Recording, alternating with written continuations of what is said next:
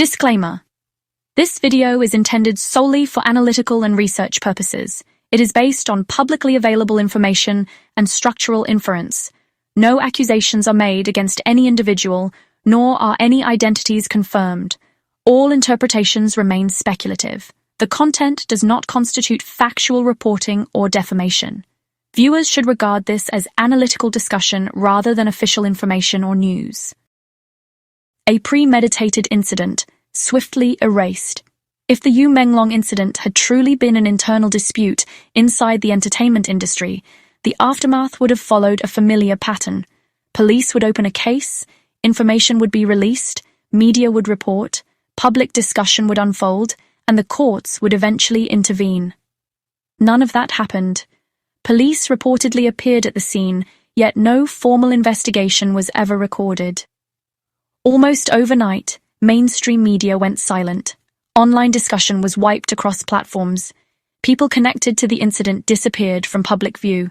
The speed and coordination of these actions, across media, platforms, and administrative channels, far exceeded what any entertainment company or public relations team could accomplish. The case was effectively lifted out of normal social and legal handling and treated as a politically sensitive matter. Once an event is sealed simultaneously by multiple layers of power, it signals that it has crossed into a protected zone of political control. But this raises an obvious question.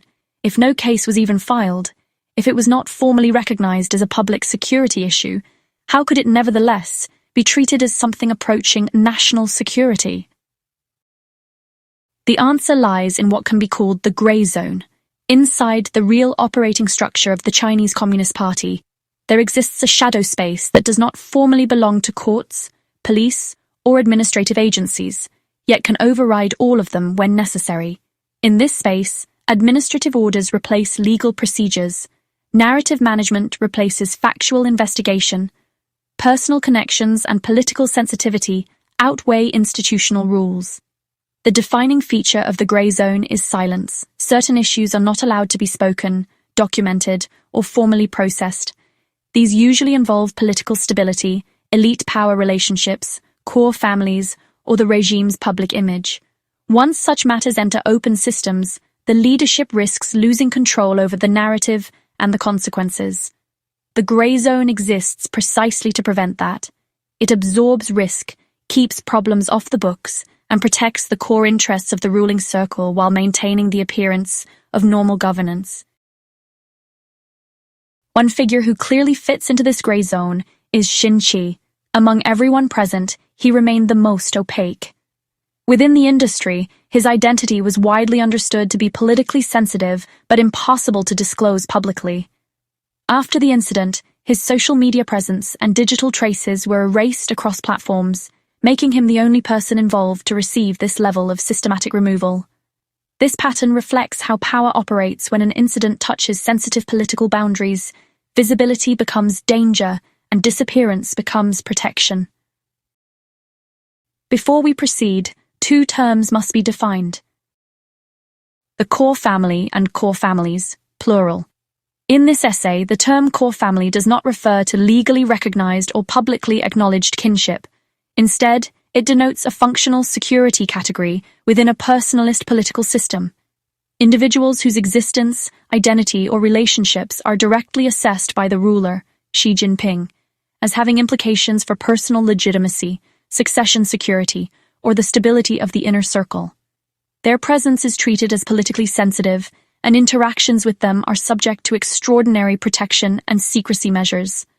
The system surrounding core family members is designed to minimize public exposure, traceability, and risk, often through coordinated erasure of information, controlled visibility, and restricted social or professional interactions.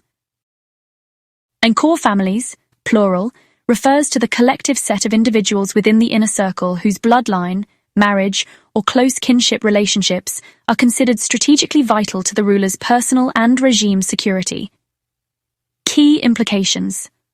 Core family members are treated differently from ordinary elites or bureaucrats. They exist under a separate security logic. Information related to them, even indirect connections, is treated as a system-level risk. The protection of core family members often drives the behavior of proxies, elite signaling, and public opinion management. The synchronized failure of police and media as systemic intervention. The silence of both police and media was not an accident. It was the result of deliberate system-level intervention. In ordinary cases, police inaction is usually explained by corruption, incompetence, or local cover-ups. Those explanations fail when a case touches high-level political security. In such situations, what looks like enforcement failure is often the system functioning exactly as designed. In the Yu Menglong case, police reportedly arrived at the scene but took no meaningful action. No investigation was launched. No case was formally filed. On the surface, this looks like negligence. In reality, it signals that the case was never allowed to enter the normal legal system. It was immediately shifted into political security handling, what this essay refers to as the gray zone. When political sensitivity is involved, the legal system is often the first thing removed. Courts and police create records, witness statements, phone logs, financial trails, timelines, chains of responsibility. These tools are essential for justice, but they also create permanent traces. If powerful or sensitive identities are involved, those traces become dangerous to the system's ability to contain risk. From the perspective of the power center, the key concern is not whether the law is followed, but whether sensitive connections become formally documented. Rather than trying to manipulate legal procedures, it is safer to shut them down entirely. Police are therefore repurposed. They no longer investigate. They secure the scene, prevent information from spreading, and wait for instructions from higher authorities. This is why no case filing does not mean neglect. It means the transfer of authority has already been completed. Once a case enters the gray zone, administrative and security mechanisms take over.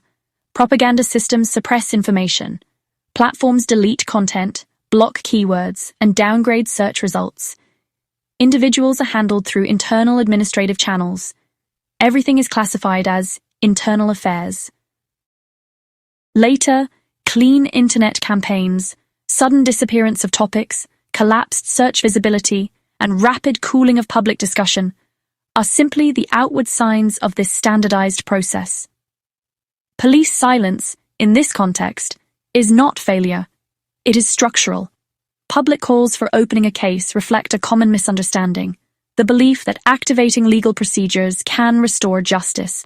In a totalitarian system, that expectation is unrealistic. Police operate under strict vertical control. Sensitive incidents are immediately escalated for political risk assessment, which always overrides independent law enforcement. Once an incident is classified as politically sensitive, local authorities are instructed not to push it forward, not to cross forbidden boundaries. In this environment, even insisting on procedure can itself be treated as political risk. Officials protect themselves by stepping back. Law becomes an instrument rather than a constraint. Individual outcomes are determined not by rights or evidence, but by risk management and political containment. This is why suspects face no consequences, victims receive no legal response, and the public receives no clear explanation. The case has exited the legal realm altogether. What overrides law is unspeakability, a boundary beyond which facts are not allowed to exist in public form. Victims are no longer treated as legal subjects, but as variables whose fate depends entirely on how the power center calculates risk. Xi Jinping's regime's security as family logic. Under normal conditions, a government keeps itself secure through clear rules, an independent judiciary, and a loyal bureaucracy. Within the CCP, these safeguards have always been weak, and under Xi Jinping, they have been deliberately weakened even further. Term limits were abolished, party rules were repeatedly overridden by personal will, promotions became unpredictable, and bureaucratic structures were constantly reorganized. As formal institutions failed to provide reliable protection, Xi's calculation of regime security contracts inward, to his family.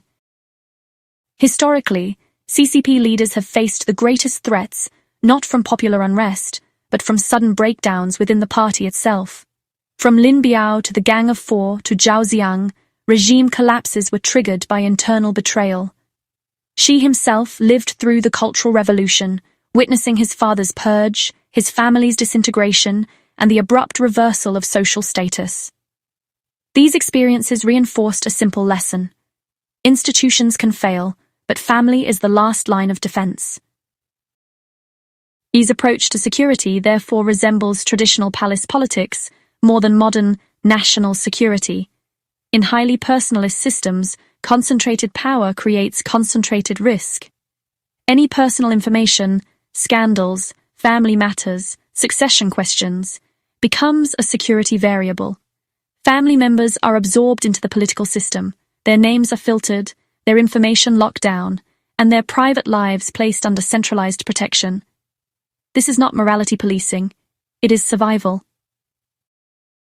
Blood ties are deliberately merged with loyalty, while institutions are fragmented and destabilized. In this environment, family becomes the only reliable anchor. Leaks about relatives can trigger widespread risk, potentially fracturing the leadership structure.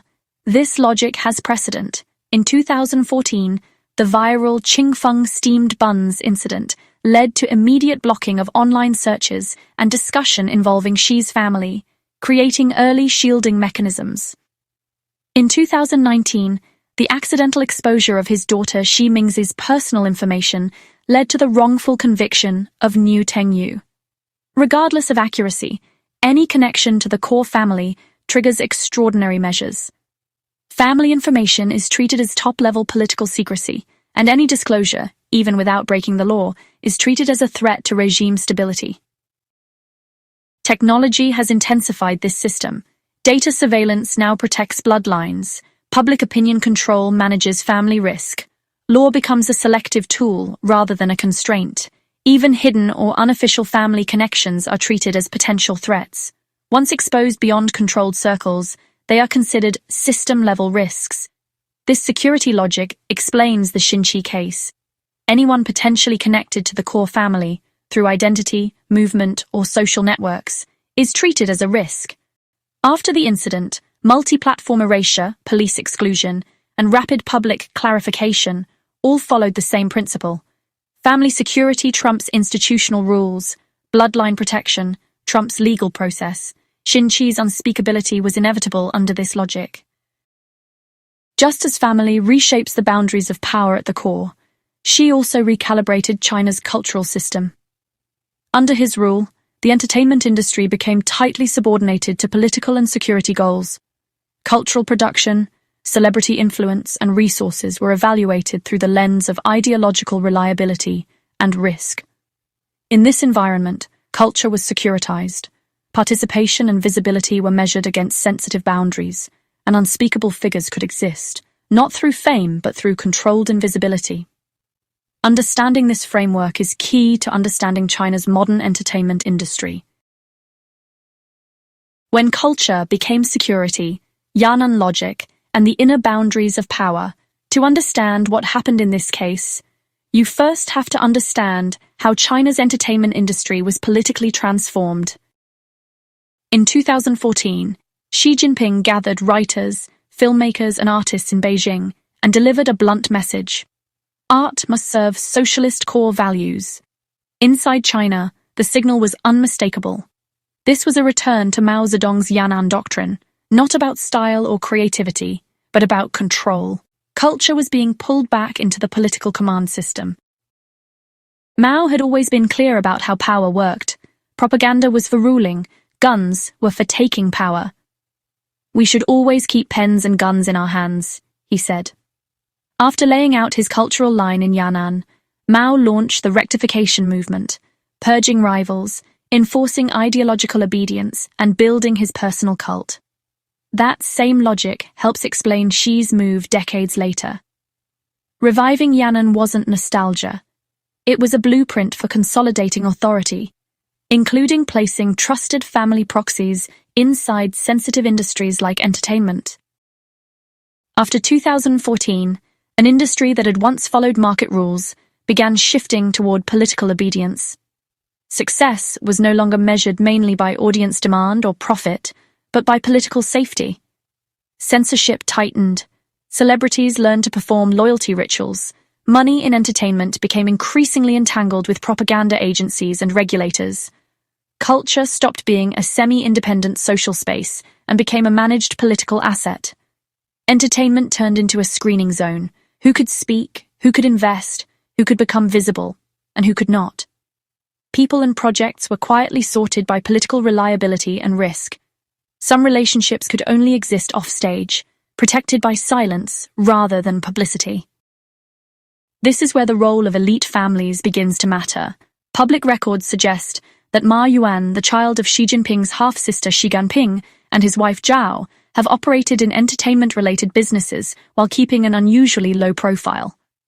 They never acknowledge their family background and barely appear in public reporting. That tells us two things. First, the Xi family maintains quiet access points inside the cultural system. Second, those connections are deliberately kept invisible to avoid political attention. It is worth noting again that the term core family doesn't mean formal titles or public kinship. It means something more practical inside a personalist system. People whose identity or family ties directly affect the ruler's political security, legitimacy, or succession calculations. They are managed differently from normal elites, under tighter control and deeper secrecy. For people this close to power, simple privacy isn't enough. The system enforces something stronger: collective silence. Identities can't be verified. Backgrounds can't be traced. Public records disappear or never exist.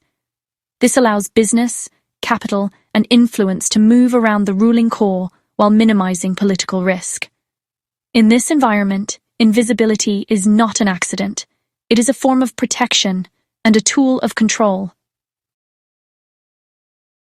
The Chinese entertainment industry and unspeakable figures. Jingtian, protected by invisible boundaries. Jingtian is an early example of someone who became unspeakable within the Chinese entertainment world. At the start of her career, she received resources, films, music projects, and investment, far beyond what her experience or market position would normally justify. Rumors about her background circulated for years, but none could be verified. Her own denials were never treated as credible. Beyond a cryptic comment from the son of a billionaire, not allowed to talk about it, and her own vague remark about leaning on powerful figures, no concrete information emerged. The long silence around her points to protection at an institutional level. Around 2018, however, the flow of resources shifted and the rumors faded. It was as if an invisible boundary had been redrawn. Within the industry, these boundaries are widely understood, even if never formally stated. It is widely speculated that Jingtian was a mistress of Xi Jinping, Xi Jinping's younger brother. Around 2018, likely following the same regime security logic, that connection appears to have been severed. The timing aligns with Xi Jinping officially removing term limits, suggesting an effort to tighten the boundaries of the core family and reduce potential vulnerabilities. Xin Qi, erasing identity to manage risk. When security logic targets an individual, unspeakability becomes highly specific. If protecting the family takes precedence over protecting institutions, it leaves clear marks on certain people. Xin Qi is a striking example. Before the Yu Menglong incident, Xin Qi had a visible digital presence, social media accounts, industry records, and other traces that made him publicly identifiable. After the incident, these traces were almost entirely erased within days. What remained was a hollow record, no background, no relationships, no history. This was not the work of a single platform, but a coordinated effort across multiple systems showing high-level intent. The goal was not just to disconnect him from the incident, but to erase his identity itself. This is a classic risk isolation mechanism. The system doesn't just hide information, it blocks anyone from reconstructing it. In the gray zone logic of China's political security system, the intensity of erasure reflects perceived risk. Ordinary commercial disputes do not trigger nationwide coordination. Even entertainment scandals rarely activate police, legal, and propaganda responses at the same time. The protection applied to Xin Qi, however, matches the highest level security measures, suggesting that the risk was not what he did, but who he was. Unspeakability is therefore a structural tool of political control. When confirming someone's identity could trigger cascading risks, the safest course is permanent unconfirmability. If family connections are treated as a national security issue, anyone linked to them must be placed under maximal informational protection. In this sense, Xin Qi's unspeakability was not accidental. It was an inevitable outcome of Xi Jinping's security logic. Individuals around the core family as security variables. In Xi Jinping's system, people close to the core family are treated as security variables. Their actions, relationships, and even presence are constantly assessed for risk. Once someone is deemed risky, their fate is no longer their own. It is determined entirely by the needs of the power center. When risk cannot be managed through ordinary institutions, the system activates what can be called the gray zone. From this perspective, Yu Menglong's fate was less about a business dispute or personal conflict, and more about neutralizing someone the system could not control. One unresolved question has long circulated. What did it mean that Yu Menglong knew too much? The risk was likely not the amount of information he held, but the combination of what he knew and his refusal to submit to the dependency network surrounding the ruling family. In Xi Jinping's China, power works through loyalty rather than law. Figures like Qi and Li Qiang advance because they obey without question, take responsibility proactively, stay silent amid controversy, and answer only to the source of power. Absolute personal loyalty determines both political security and career progression. Yu Menglong, however, refused to join this system. He did not submit and did not accept its obligations. In gray zone logic, informed but non-compliant individuals are inherently dangerous. Rumors that he swallowed a USB drive, whether true or not, are largely symbolic. The real issue was his refusal to relinquish control. In a system where loyalty replaces law, such refusal alone is a threat. This explains why measures escalated, from containing a risk to removing it entirely. When someone cannot be brought under control, the lowest risk solution for the system is to make them socially invisible. Loyalty above all, Qi as Xi Jinping's chief human instrument. In the context of Xi Jinping's personalist system, the term human instrument is deliberately used to convey the nature of the role. In the asymmetrical power relationship between Xi and Qi has no decision-making authority of his own and functions purely as an instrument of execution. The term is intentionally dehumanized because the role itself is dehumanized. It exists only to transmit directives, absorb risk, and enforce control on behalf of the ruling core. For the sake of readability, however, we will refer to Qi as a proxy in subsequent discussion, while retaining the analytical significance of the term. Any serious analysis of Xi Jinping's system must consider Qi, a key figure in how the regime manages execution and risk. In Xi's political world, Qi's career demonstrates one clear principle: loyalty above all. During Beijing's 2017 low-end population cleanup, Qi faced widespread criticism at home and abroad. He did not explain or apologize, and he suffered no political consequences. Instead, he rose to the Politburo Standing Committee in 2022. The message is clear. In Xi's system, taking on high-risk tasks and absorbing blame is rewarded rather than punished. This logic extends downward through what can be called a human instrument system. Qi Yijia's involvement in the Yu Menglong case fits this framework. His role was not simply to act as Xin Qi's human shield. He functioned as an execution node, relaying instructions, controlling on-site actions, and ensuring risk was isolated.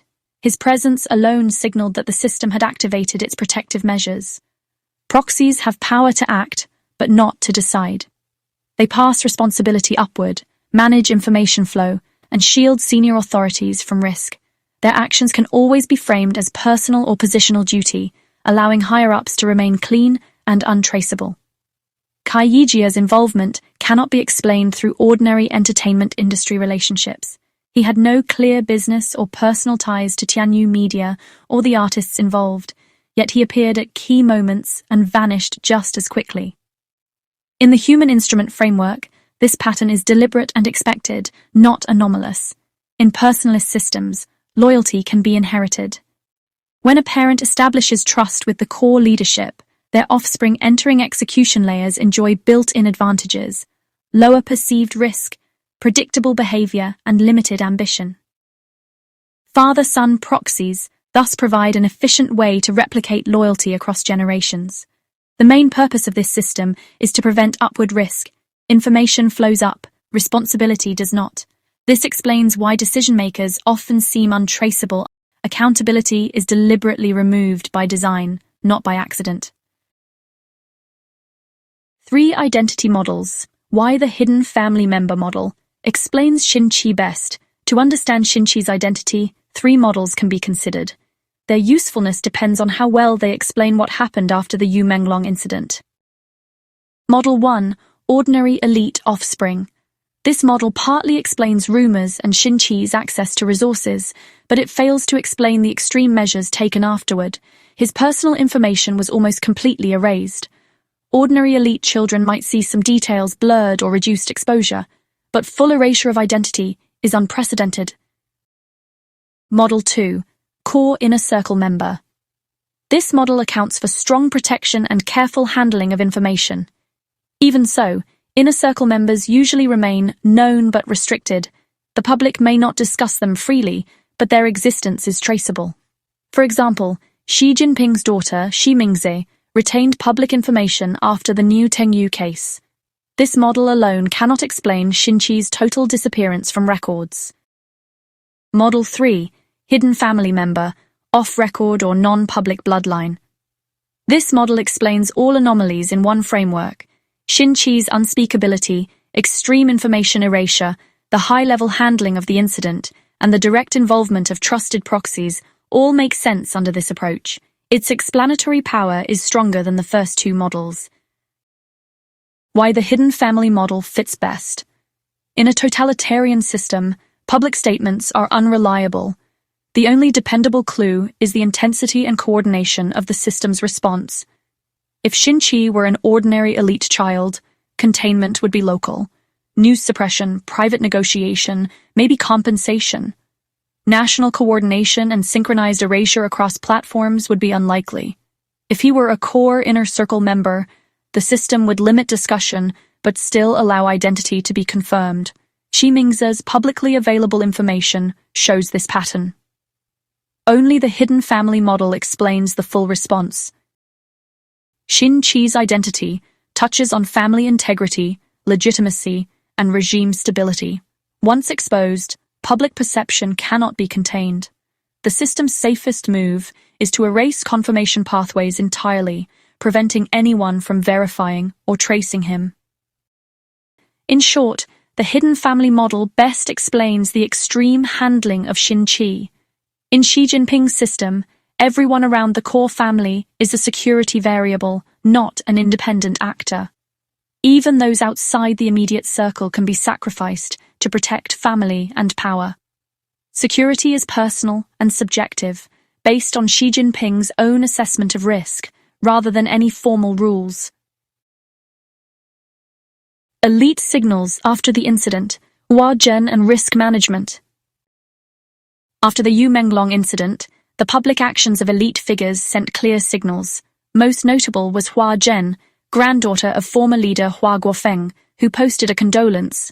Why could they not see the way, and what is love in this world? At first glance, it seems like a simple expression of grief. In reality, in China's highly controlled system, such messages are carefully calculated. Huazhen has long been active in the entertainment industry. She has far more access to information and networks than the average person. Her message was emotional, vague, and avoided assigning blame. It met expectations for a public stance, while steering clear of anything that could raise questions about identity, responsibility, or the system itself. In other words, it created ambiguity instead of revealing facts. In situations where formal legal systems are bypassed and authorities coordinate information control, the public behavior of elites becomes part of risk management. Hua Zhen's message directed attention toward personal tragedy and the unpredictability of life rather than the inner workings of power, Xin Qi's secret status, or the regime's security logic. It acted as a soft smokescreen in public opinion. In China's loyalty-driven political system, elite behavior is strategic. Hua Zhen may have had prior contact with the victim and been noticed by the authorities. Expressing sympathy in the right way helps protect oneself. It signals alignment, cooperation, and stability, avoiding being labeled a risky or unstable actor. Looking at the incident as a whole, a clear pattern emerges. The central power uses special mechanisms to manage risks beyond regular institutions. Family-related security rules mean certain identities must remain hidden. Xin Qi's information is erased to isolate risk. Trusted proxies on the scene contain information and control exposure. Police and judicial systems step back, leaving no formal record. Elite figures cooperate publicly, guiding how the event is perceived. In this system, there are no bystanders. Every individual plays a role in managing risk, and public compliance serves as a form of personal protection. How the state controlled public opinion after the incident. After the Yu Menglong incident, the authorities didn't just manage the scene, they also acted quickly to control online discussion. This wasn't simple damage control. It was a carefully organized system designed to isolate risk and shape the story. Once the situation was contained in person, the next step was to manage public opinion. The so-called clean internet, Qinglang Xingdong, was systematic, not ad hoc. Keywords were blocked in real time, discussion topics were pushed down, content revealing sensitive information was removed and scattered, or emotional posts were released to distract attention. This worked alongside on-site personnel. While some controlled the physical space, others controlled the information space, forming a coordinated loop that minimized uncertainty. The goal wasn't to explain the truth, it was to define what the public could see, prevent risks from spreading, and cut off any paths for tracking or verifying sensitive information. Once public opinion was managed, the incident could quietly fade from view. Looking at the full response, a clear pattern emerges. Family-based security rules made Xin Qi's identity untouchable.